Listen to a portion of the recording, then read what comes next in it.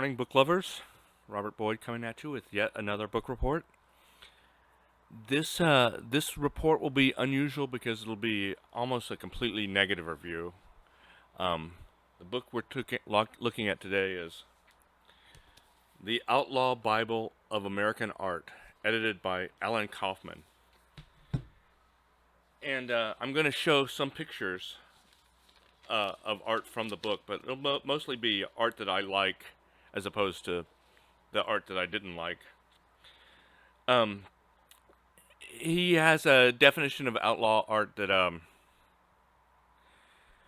is fine as far as it goes, but it's, people who bucked the system, so to speak. And it just seems kind of, I don't know, it seems a little juvenile. It seems a little adolescent. But the reason I bought the book, and I bought it years ago and it's been sitting on my shelf, I just haven't read it yet until now, was because I'm fascinated with alternate art histories, and this will be a perhaps boring aside, but one that interests me at least. And who are these videos for ultimately, if not me? One of the things that's happened in art history in the past few decades is that alternate art histories have arisen, mostly by looking at artists who were overlooked when they originally appeared, especially artists of color, female artists, LGBTQ artists, but also, for me personally, artists who were part of a regional scene that never made it big in New York. And I'm living here in Houston, and Houston's definitely off the map as far as art goes in America. But Houston has its own art history, and I would suggest that almost any large city in the world and any region in the world does as well. I mean, I bet there's a fascinating art history of Denver, for example, that I know nothing about. But someone has probably written quite a bit about it, or some people have written quite a bit about it, and those discoveries are fascinating to me. I like knowing about a scene that arises and how it arises, and that's what I kind of hoped this book would be, and it just doesn't quite make it. Kaufman is a poet, and he's written or edited other books like Outlaw Bible of Poetry.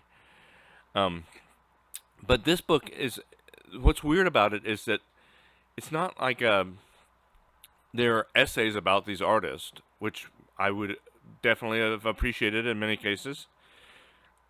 So there are some essays, and the essays that are there are useful, but often it'll just be some reproductions of the artist, so there won't be any sense of what is the context of this artist. How did he or she get into the scene that they were in? Now, it is a Bible, so Bibles tend to have contradictory bits. So the Bible has a lot of so and so begat so and so, which does provide a context for all these early prophets. But it also has little bits that are sort of standalone, and that's kind of how he's arranged this. But I find it a kind of unsatisfying read. Again, it's unsatisfying because what I want are essays about these artists that provide historical and artistic context for them. But that's not what Alan Kaufman wanted, and so maybe he's right and I'm wrong, but make up your own mind. He does include some really great art writers. Dora Ashton, John Yao, who frequently writes for Hyperallergic and the Brooklyn Rail, which I think he founded. John Perot and Carlo McCormick, and John Yao is uniformly good. He writes quite a few of the essays that appear in here. Carlo McCormick, I think he's a good writer, but his subject matter was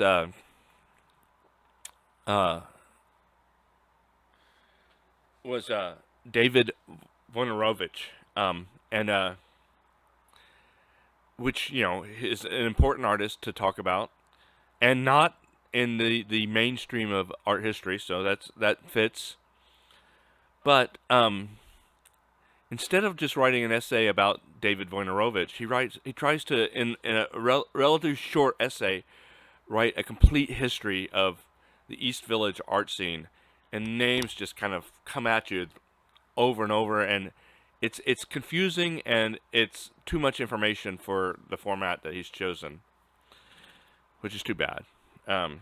It should be like a whole book unto itself, and I will suggest that, Carlo, if you're watching, write a whole book about this. Take that essay and turn it into a book. Um, the and there's a lot about the beats in this book, and I think Kaufman is enamored of them. But instead of talking about a lot of the beat artists, he talks about the art of William Burroughs and Allen Ginsberg, and whatever else they weren't really good visual artists. I mean, I think Allen Ginsberg's photographs are interesting because of who he photographed, not because of his photographic talent, for example. And it's too bad because there is an entire history of beat artists, and it's kind of an alternate history that doesn't get covered that much. Artists like, and he does have a chapter on Sonja Gechoff, and he mentions Jada Feo. But I would think, Bruce Conner, Wallace Berman, George Herms, and everyone who lived in Painterland, um, a apartment complex in San Francisco that somehow artists there heard about and congregated to. So there are alternatives to.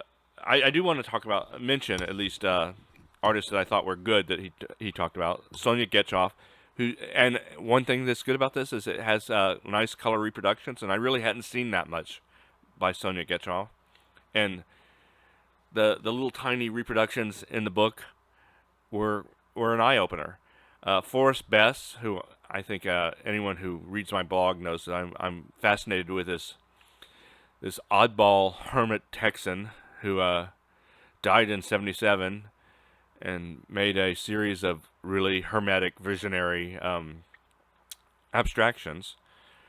Arthur Sick, who is a Polish-American immigrant who was an illustrator, and he did a lot of fantastic anti-fascist illustrations. David Wojnarowicz, who I've mentioned, and was a gay man who made specifically art about being a gay man, and in the 70s and 80s, and died of AIDS, tragically, but I guess not unexpectedly. Philip Zimmerman, who I don't really know anything about, and a little bit about Anna Mendieta, who doesn't seem like really, she totally fits the outlaw description, but, or rather, let me put it this way, she's already in art history, and so is Forrest Bass, I would say, and to a certain extent, David Wojnarowicz, and to a lesser extent, Sonja Gechoff. Anyway, I'm showing images of them as I speak. But I do have some suggestions. If you're interested in Forrest Bess, this book, Forrest Bess, Key to the Riddle, is really, really good. I would recommend that. And it's also a documentary. But I prefer the book over the documentary because the thing about the documentary is an image you want to see just sort of is up there for a few seconds and then it's gone. But with a book, you can linger over that. And if you're interested in the East Village scene and David Wojnarowicz, read his biography, Fire in the Belly, and it's a thick book, but he had a very interesting life. It justifies its thickness. And a little bit about the San Francisco beatnik art scene is covered in Welcome to Painterland. And it's a little academic, but it's very complete. And I recommend it. Anyway, that's really it. I didn't really love this book. I didn't hate all of it, and there are bits that are worth it, but I think its premise is flawed, and I do think that alternate art histories deserve to be written, and we it's good for us to see how art history is different. If you think, say, Dorothea Tanning is worth talking about, um, because a lot of really great artists got written out of art history because they were the wrong people. They were in the wrong place. They were the wrong color, the wrong gender. They had the wrong sexuality, or whatever. And it's worth going back and figuring out who got left out, who shouldn't have been left out, and who should be uplifted into the canon, so to speak, or even if there should be a canon, um, or if it should be a haze of interesting artists with not one through line through it, which is pretty much how they teach art history. They teach it as, at least when I was taking it as a college student, as a line from the beginning of time till now. And if you're not on that line, you're not part of art history. Anyway, thanks very much. It's Robert Boyd. I'll be back with more book reports. Oh, and one last thing. I've added new music at the beginning of our the podcast. I hope you like it. It's Bach. Hopefully, the performance is probably not in public domain, but I'm pretty sure the music itself is. It's a trumpet cantata.